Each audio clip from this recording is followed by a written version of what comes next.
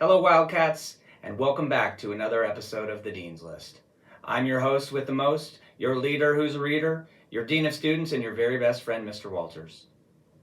Today, I'm going to share a book recommendation for you as we celebrate Black History Month. And this week, we'll be reading from a new book in our library, Brave Black First, 50-plus African American Women Who Changed the World, by Cheryl Willis Hudson, and illustrations by Erin K. Robinson. This book is full of information about amazing women, and we're going to be reading about Zora Neale Hurston. Zora Neale Hurston's mother, a former school teacher, encouraged Zora to jump at the sun and explore the creative talents she expressed as a child, despite her father's efforts to tame her rebellious spirit.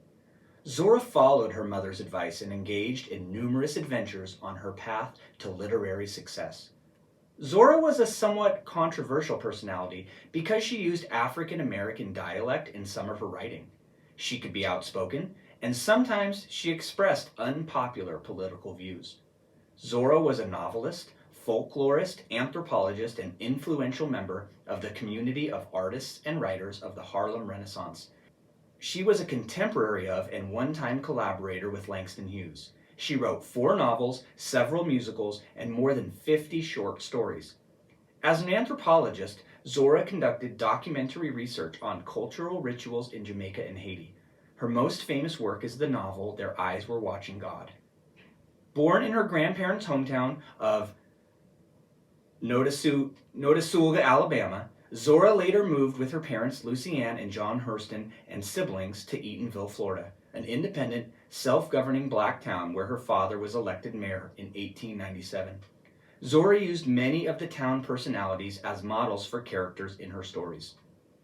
During Franklin Roosevelt's administration, Zora worked for the WPA in New York City and in the South as a freelance newspaper reporter and a substitute teacher, and in a variety of odd jobs to support her career as a writer.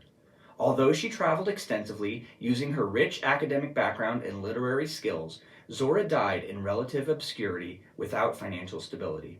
She was buried in an unmarked grave. Alice Walker is credited with reviving interest in Zora's career in her 1979 Miss magazine article, In Search of Zora Neale Hurston.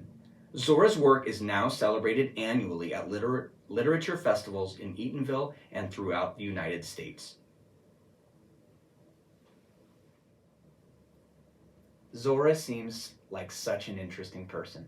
If you want to know more about her, good news, we have this great new book in our library called Jump at the Sun, The True Life Tale of Unstoppable Storycatcher Zora Neale Hurston by Alicia D. Williams and illustrated by Jacqueline Alcántara. Before we go, I've got a challenge for you. I would love to hear about how you're celebrating Black History Month. Leave me a note about what you've been learning, and one lucky winner will receive a read aloud in their class from me, Mr. Walters, your Dean of Students and your very best friend. So long for now. Bye, friends.